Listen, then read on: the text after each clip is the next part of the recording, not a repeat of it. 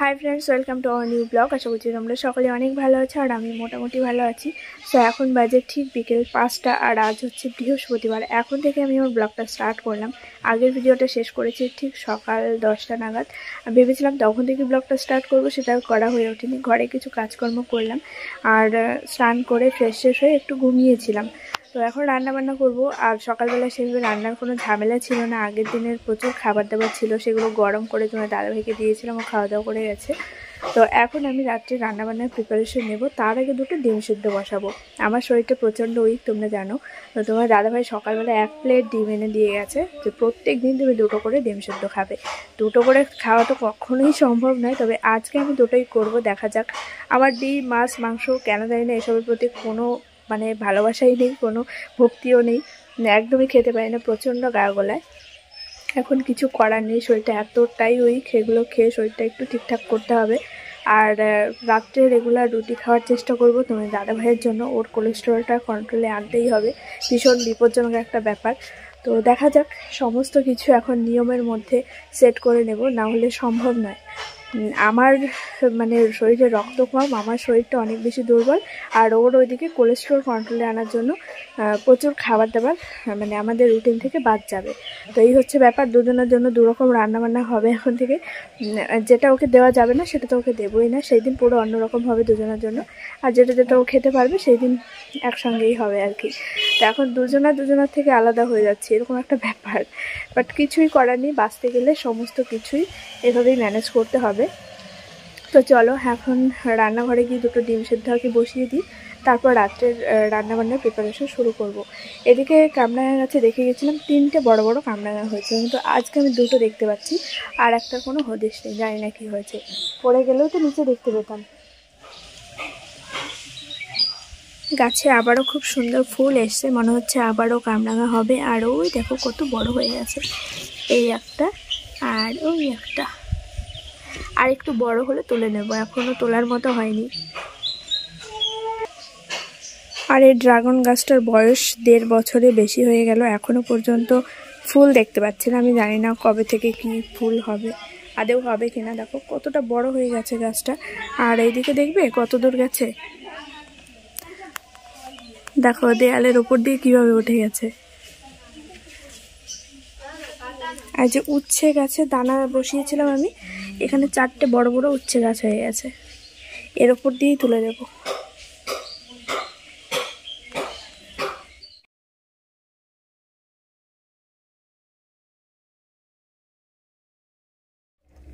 ডিম সেদ্ধ রেডি, এটা এখন গরম গরম খেয়ে নেব। আর একদম জানালার ধারে বসবো, বাইরের প্রকৃতির সৌন্দর্যটা উপভোগ করবো, আর তার সঙ্গে গরম গরম ডিম সেদ্ধ। এই দেখো।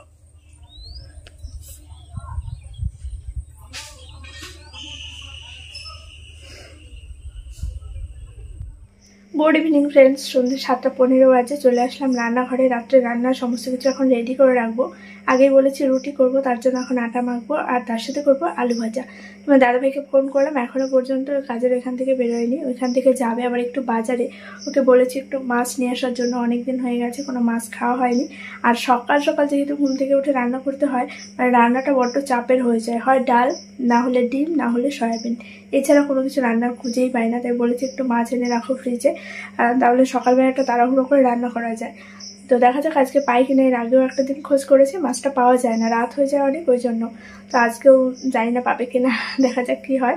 সকালবেলায় বলে বেরিয়েছে যাবো আর আসবো, এই হচ্ছে সময়। 5টার সময় কাজ শেষ হয়, কিন্তু ওর এখান থেকে বেরোতে রাত হয়ে যায়। তো চলো আমি এখন ও আস্তে আস্তে আটা মেখে রাখি, আর তার সঙ্গে আলুটাও কেটে রাখি।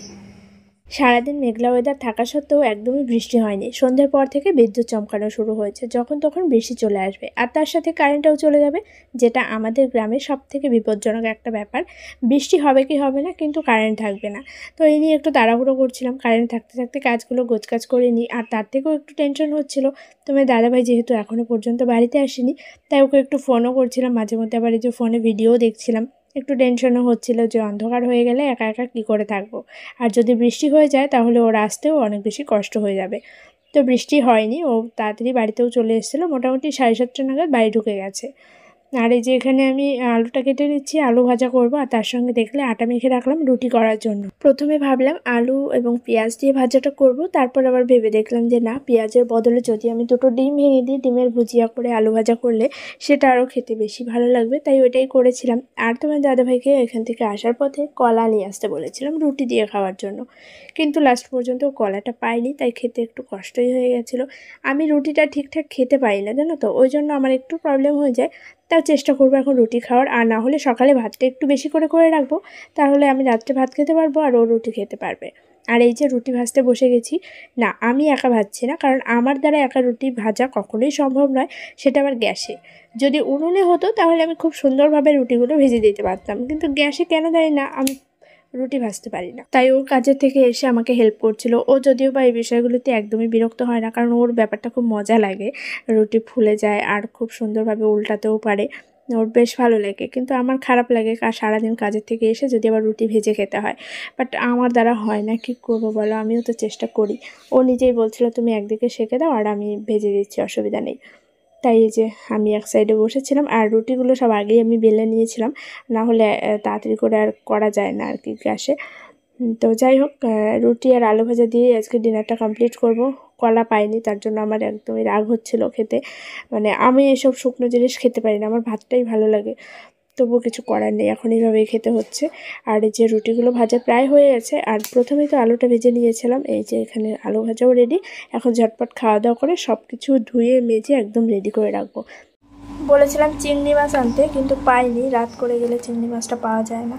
দোকানদারও বলছিল যদি একদম সকাল সকাল করে আসতে পারো তাহলে ভালো চিংড়ি মাছ পাওয়া যায়, কিন্তু সেটা তো কখনোই সম্ভব নয়। তাই এই যে রুই মাছ নিয়ে এসে ভালো করে ধুয়ে নিয়ে আসলাম, এখন ফ্রিজে রেখে দেবো। আর ওইদিকে আমার রুটি করা হয়ে গেছে, আলু ভাজা হয়ে গেছে, ও গেছে স্নান করতে।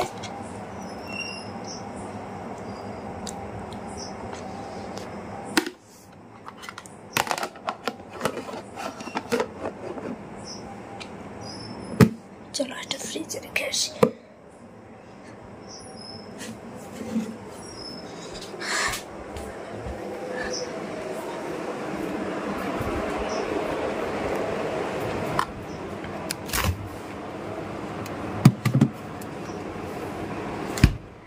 বাইরের সব কাজকর্ম কমপ্লিট করে ক্যামেরা অন করে বসে পড়লাম তোমাদের প্রশ্নের উত্তর দেওয়ার জন্য। আগের ভিডিওতে আমি বলেছিলাম তোমাদের যা যা প্রশ্ন আছে আমার এই ভিডিওতে করো, আমি রিপ্লাই করব। তেমনটা এই যে ফোন হাতে নিয়ে কমেন্টগুলো সব অন করে বসে পড়েছি, প্রত্যেকটা কমেন্ট ধরে ধরে রিপ্লাই করব।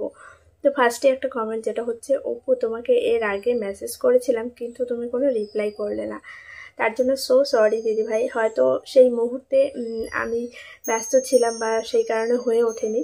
তো নেক্সট টাইম থেকে অবশ্যই আমি কমেন্টে রিপ্লাই করার চেষ্টা করব। আর তোমরা সবাই জানো আমি সবসময় তোমাদের কমেন্টে রিপ্লাই করি, কমেন্ট বক্সেও কিছু কিছু কমেন্টে রিপ্লাই করে দিই, আবার ভিডিওর মাধ্যমেও করে থাকি।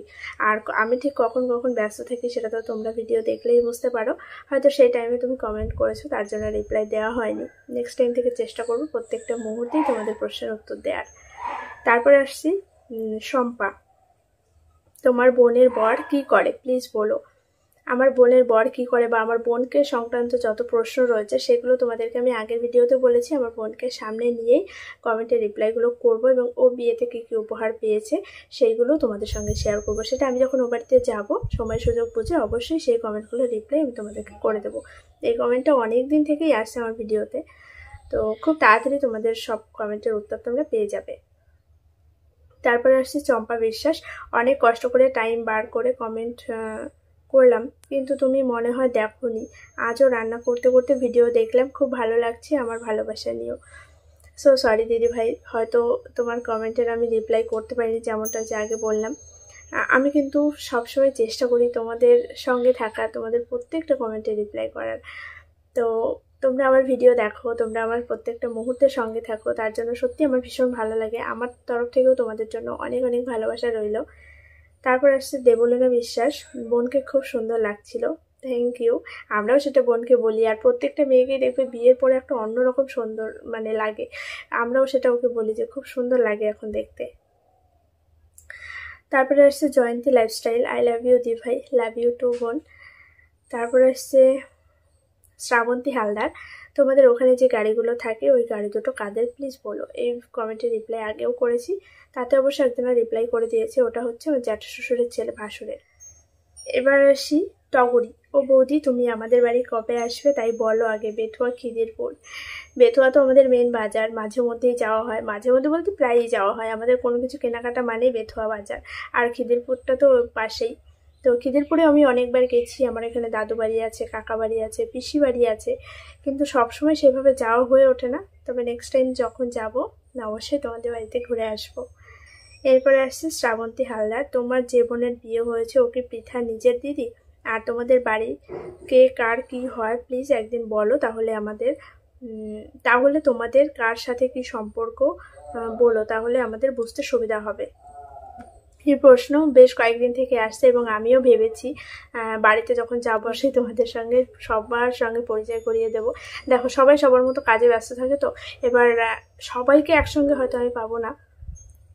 আসো, এবার সবাইকে হয়তো একসঙ্গে আমি পাবো না, কিন্তু তার মধ্যে ফ্যামিলি ওয়াইজ আমি তোমাদের সঙ্গে শেয়ার করার চেষ্টা করবো যে এটা এই ফ্যামিলি, ওইটা ওই ফ্যামিলি। দেখো আমার কিউট কিউট দুটো সাবস্ক্রাইবার চলে এসছে আমার সঙ্গে দেখা করতে, তো চেষ্টা করবো। আর পৃথা একাই, পৃথা হচ্ছে আমার ছোটো কাকার মেয়ে, পৃথার আর কোনো ভাই বোন নেই, ও একাই, ঠিক আছে। তারপর হচ্ছে সোমনাথ, তুমি খুব লক্ষ্মীমন্ত বউ, থ্যাংক ইউ। তারপর হচ্ছে মাম্পি কর্মকার, দাদা ভাইয়ের কথাগুলো কেন বুঝতে পারি না, একদিন পুরো ব্লগটা দাদাভাইকে দিয়ে করিও, লাভ ইউ বোথ। এইটা আমার মানে সাধনা করতে হবে, তোমার দাদাভাইকে দিয়ে আমি ব্লগ করাবো। আমি জানি না আদৌ কোনোদিনও সম্ভব হবে কিনা, তবে চেষ্টা করব। আর ও ক্যামেরার সামনে সেইভাবে অভ্যস্ত নয়, আর ক্যামেরার পেছন থেকে ও আমাকে সবসময় সাপোর্ট করে, কিন্তু অন ক্যামেরায় ও সেইভাবে আসতে চায় না। ও যখন আসতে চায় তখন ওকে আমি নিই, তবে অবশ্যই চেষ্টা করব ওকে দিয়ে যদি কিছু করানো যায় তোমাদের ডিমান্ডের জন্য। ছায়া পান্ডে, তুমি কোন সাবজেক্ট নিয়ে পড়েছো? আমার জিওগ্রাফি ছিল 11-12-এ, আর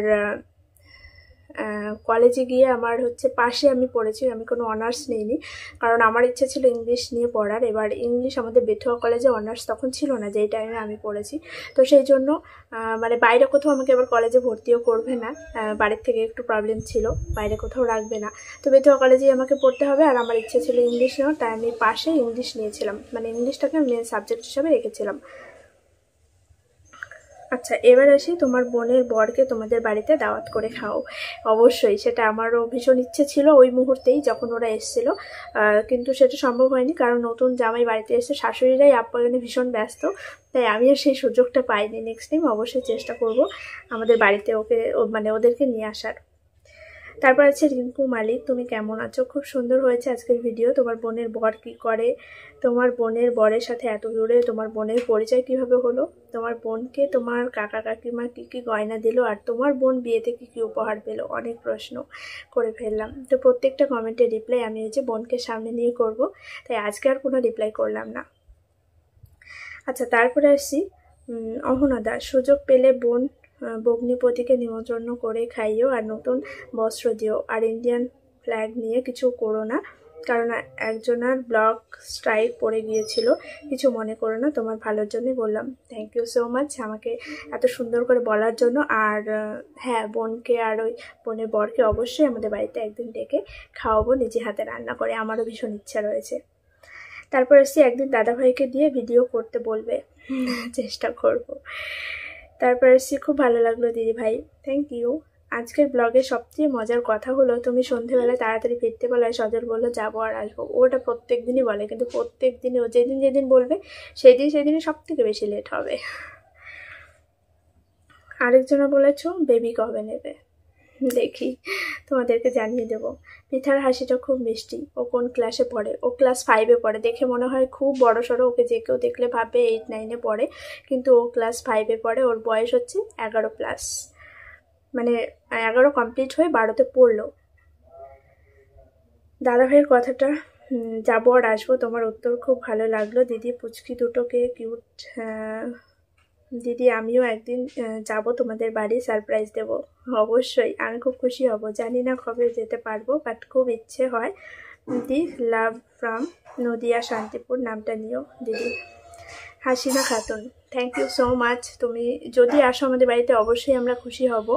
আর আসার আগে অবশ্যই জানিয়ে এসো, কারণ কখন কোথায় থাকি যদি তোমার সঙ্গে দেখা না হয় মনটা আরও অনেক বেশি খারাপ হয়ে যাবে। তো চলো আজকের মতো ভিডিওটা এখানেই এন্ড করছি। দেখা হচ্ছে আগামীকাল আবার একটি নতুন ভিডিওর সঙ্গে।